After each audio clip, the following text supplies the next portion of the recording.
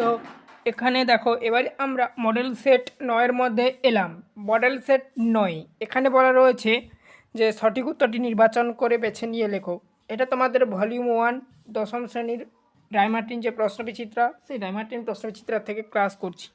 তোমরা যদি এই পিডিএফটা নিতে চাও আমাদের কাছ থেকে পিডিএফগুলো কম দামে পাবে, অনেকে নিচ্ছে, তোমরাও চলে নিতে পারো। হোয়াটসঅ্যাপে যোগাযোগ করো, হোয়াটসঅ্যাপ নাম্বার এই ভিডিওর ডেসক্রিপশানে দেওয়া রয়েছে। যারা যারা পিডিএফ নেবে না, আমাদের কর্তব্য তোমাদের ক্লাস করিয়ে দেওয়া, তো ফ্রিতে ক্লাসগুলো করিয়ে দিচ্ছি এরকমই। এর আগে 9টা এটা এর আগে 8টা সেট আমরা ক্লাস করে দিয়েছি এমনিভাবেই, না দেখলে প্লেলিস্টের মধ্যে পাবে, লিঙ্ক এই ভিডিও ডেসক্রিপশানে দেওয়া রয়েছে। চ্যানেলে নতুন থাকলে সাবস্ক্রাইব করো, বেল আইকন অপশানে সেভ রাখো, প্রত্যেকটি ক্লাসের নোটিফিকেশান যাতে তোমাদের কাছে পৌঁছে যায়। আর সমস্ত সাবজেক্টের পিডিএফ আমাদের কাছ থেকে কিনতে পারবে রায়মার্টিন প্রশ্নবিচিত্রার প্রথম পর্যায়ক্রমিক মূল্যায়নকে লক্ষ্য করে দশম শ্রেণীর এরকমই। তো অবশ্যই হোয়াটসঅ্যাপে যোগাযোগ করো। একে দেখে দেখো সঠিক উত্তরটি বেছে নিয়ে লেখো। একের একের প্রশ্ন। কালো ঘোমটার নিচে অপরিচিত ছিল। কি অপরিচিত ছিল? তোমার মানব রূপ। কবিতা আফ্রিকা থেকে নেওয়া হয়েছে এই প্রশ্নটা। 1-2 দেখো শুধু এটুকুই জানা ছিল না। অজানা বিষয়টি হলো মেসো একজন লেখক, অর্থাৎ এটি জ্ঞানচক্ষু গল্প থেকে নেওয়া হয়েছে এই প্রশ্নটা। সব ব্যাকেটের মধ্যে দিয়ে দিয়েছি কোথা থেকে নেওয়া হয়েছে। সেই আমার কলম, সেই হলো উত্তর করবে ব্রোঞ্জের শলাকা। 1-4 প্রশ্ন দেখো কলমের কায়স্থ চিহ্ন নিম্নরেখ পদটি করণকারক। 1-5 প্রশ্ন দেখো ধাতু বিভক্তির আর এক নাম হলো ক্রিয়া বিভক্তি, উত্তর করবে এটা। তারপর দেখো 2 থেকে কম বেশি 20টি শব্দের উত্তর লেখো। 2-1 আমাদের চোখ মুখ ঢাকা। চোখ মুখ ঢাকার কারণ কি? আয় আরও বেঁধে বেঁধে থাকি কবিতার প্রতিকূল পরিস্থিতিতে সাধারণ মানুষের পরিচয় বা অস্তিত্ব বিলীন হতে বসেছে এবং তারা দিশেহারা, তাই কবি এমন কথা বলেছে। 2-2 প্রশ্ন নেমে এলো তার মাথার উপর। কার মাথার উপর কি নেমে আসার কথা বলা হয়েছে? পাবলো নেরুদা অসুখী একজন কবিতায় অপেক্ষারত মেয়েটির মাথার ওপর পরপর পাথরের মতন বছরগুলো নেমে আসার কথা বলা হয়েছে। তখন আহ্লাদে কাঁদো কাঁদো হয়ে যায়। কে কেন আহ্লাদে কাঁদো কাঁদো হয়ে যায়? জ্ঞানচক্ষু গল্পে তপনের লেখা গল্পটি মেসো ছাপিয়ে দেবেন শুনে। তপন আহ্লাদে কাঁদো কাঁদো হয়ে গিয়েছিল। 2-4 প্রশ্ন দেখো অমনি সম সৃজানি, ঠিক আছে। ধনানি বীরনালিনীচ্চ উদ্ধৃতটির তাৎপর্য অর্থ কী? এটি হারিয়ে যাওয়া কালিকলম প্রবন্ধের অংশ। এর অর্থ হলো সম্মান না থাকলে সম্পদ অরণ্যের রোদনে বৃথা সম্মান। তারপরে দেখো নেক্সট কর্মে বিপাশা বলতে কী বোঝো? উদাহরণ দাও। বাক্যের মধ্যে কর্মপদটির পুনরাবৃত্তি ঘটলে তাকে কর্মে বিপাশা বলা হয়। উদাহরণ যা যা কর্ম, খাবে, সব নিয়ে এসো আর কি। দেখো তারপরে কম বেশি 60 শব্দ উত্তর দাও। আজ আর অন্য কথা নেই। আজ দিনটির বিশেষত্ব কী? সেদিন আর অন্য কথা নেই কেন? বিশেষত্ব উত্তর করবে আশাপূর্ণা দেবীর জ্ঞানচক্ষু গল্পের এই দিনটির বিশেষত্ব হলো তপনের লেখা গল্পটি সন্ধ্যাতারা পত্রিকায় ছাপা হয়ে তার হাতে এসে পৌঁছেছে।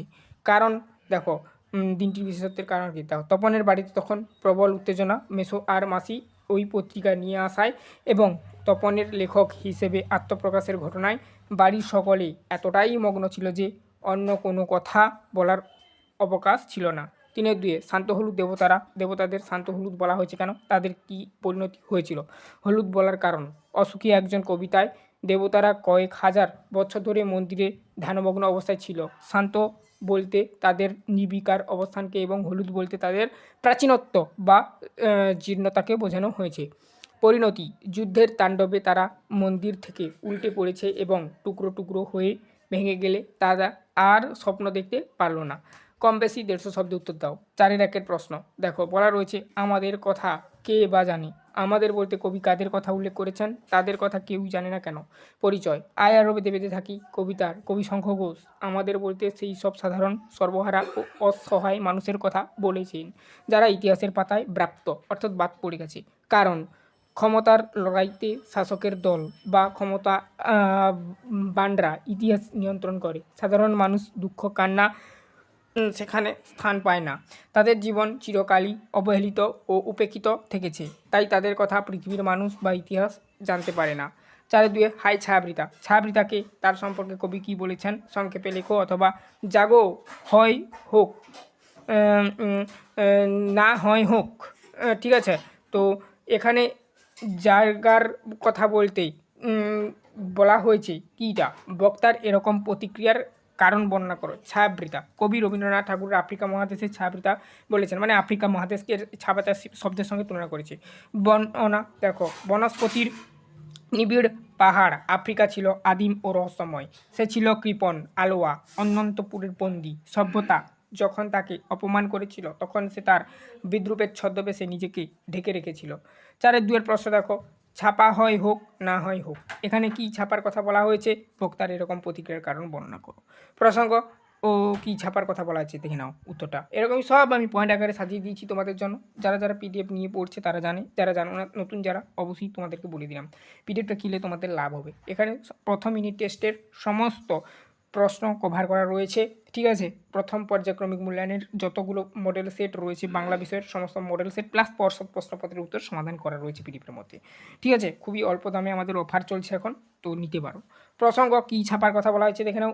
আশাপূর্ণা দেবী জ্ঞানচক্ষু গল্পে উদ্ধৃত অংশটিতে প্রধান চরিত্র তপনের লেখা প্রথম দিন নামক গল্পটি সন্ধ্যাতারা পত্রিকায় ছাপার কথা বলা হয়েছে। বক্তার এরকম প্রতিক্রিয়ার কারণ, তপনের এই অভিমানী বা নির্লিপ্ত প্রতিক্রিয়ার পেছনে একাধিক গভীর কারণ ছিল। কৃতিত্বের ভাগিদার তপনের কাঁচা হাতের লেখা গল্পটি আর নতুন মেসো কারেকশান বা সংশোধন করে দিয়েছে।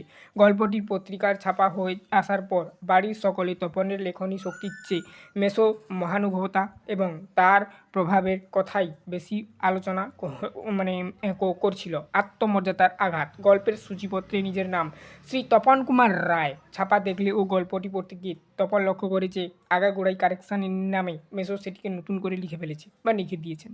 সেখানে তপনের নিজস্ব কোনো মৌলিকত্ব বা ভাষা অবশিষ্ট ছিল না। অপমান ও দুঃখ কি না, নিজের লেখা পড়তে গিয়ে তপনের লেখা পড়ার এই চরম অভিজ্ঞতা তপনের কাছেই ছিল ভীষণ অপমানের, ঠিক আছে। মানে নিজের লেখা পড়তে গিয়ে অন্যের লেখা পড়া এই চরম অভিজ্ঞতা তপনের কাছে ছিল ভীষণ অপমানের। তার মনে হয়েছিল এই অপমানের চেয়ে গল্প ছাপা না হওয়াই ভালো ছিল। সবশেষে উপসংহার দিয়ে লিখবে তপন সংকল্প করে যে এরপর থেকে সে যদি কখনো গল্প ছাপতে দেয় তবে সে নিজেই গিয়ে দেবে। অন্যের করুণা বা সংশোধনের মাধ্যমে নাম কেনা আর কি অপেক্ষা তার কাছে নিজের কাঁচা হাতের লেখাই বেশি সম্মানের। এই মানসিক যন্ত্রণা থেকেই সে বলেছে ছাপা হয় হোক না হয় না হোক। তারপর দেখো নেক্সট কম বেশি 150 শব্দ উত্তর দাও।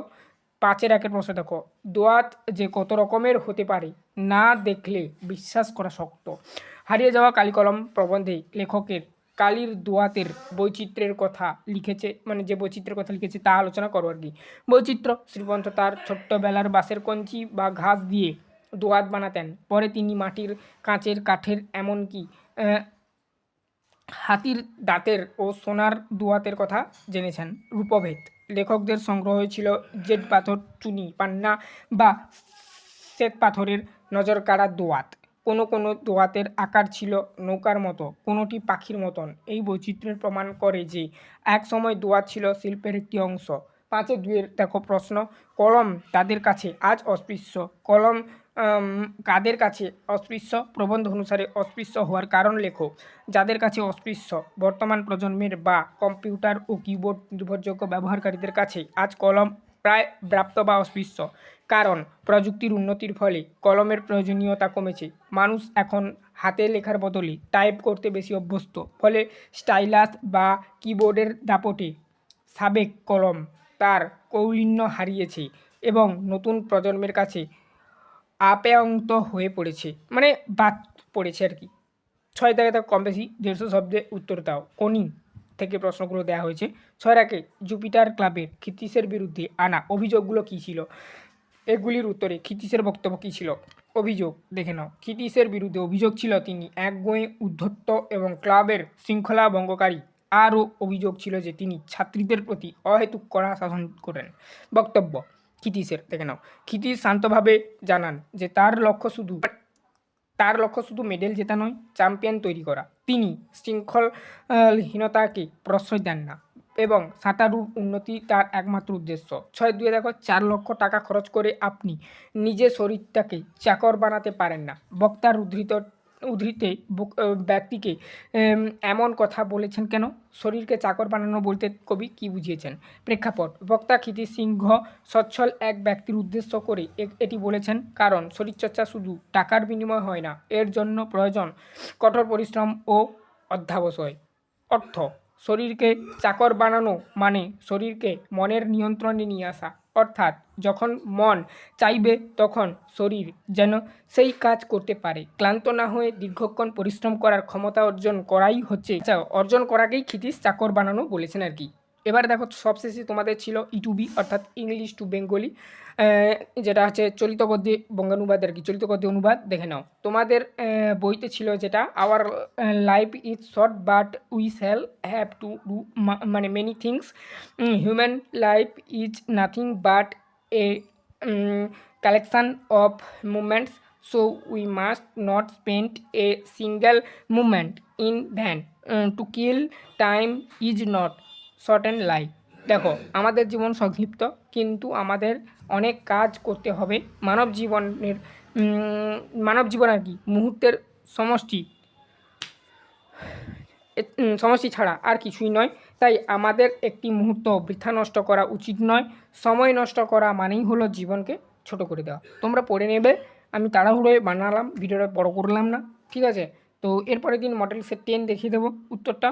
আর পিডিএফের মধ্যেই তো রয়েছে, এই পিডিএফের মধ্যে সমস্ত বাংলা সেটগুলো যা রয়েছে 19টা সেট প্লাস প্রশ্নপত্র, এই নিয়ে 20টা সেট হচ্ছে, সমস্তটা সলভ করা রয়েছে। টোটাল 94টা পাতা রয়েছে। কম দামে আমরা এখন অফার দিচ্ছি, আগে যা দাম ছিল তার থেকে দাম কমিয়ে অফার দিচ্ছি আমাদের, ঠিক আছে। সীমিত সময়ের জন্য অফার রয়েছে, তোমরা চাইলে নিতে পারো তো কম দামে। অবশ্যই আমাদের সঙ্গে হোয়াটসঅ্যাপে যোগাযোগ করো, হোয়াটসঅ্যাপ নাম্বার এই ভিডিওর ডিসক্রিপশানে দেওয়া আছে। আর যারা যারা ফ্রিতে ক্লাস দেখতে চাও তোমরা চ্যানেলটাকে সাবস্ক্রাইব করে বেল আইকন ক্লোজ সেভ রাখো, প্রত্যেকটা ক্লাসের নোটিফিকেশান তোমাদের কাছে পৌঁছে যাবে।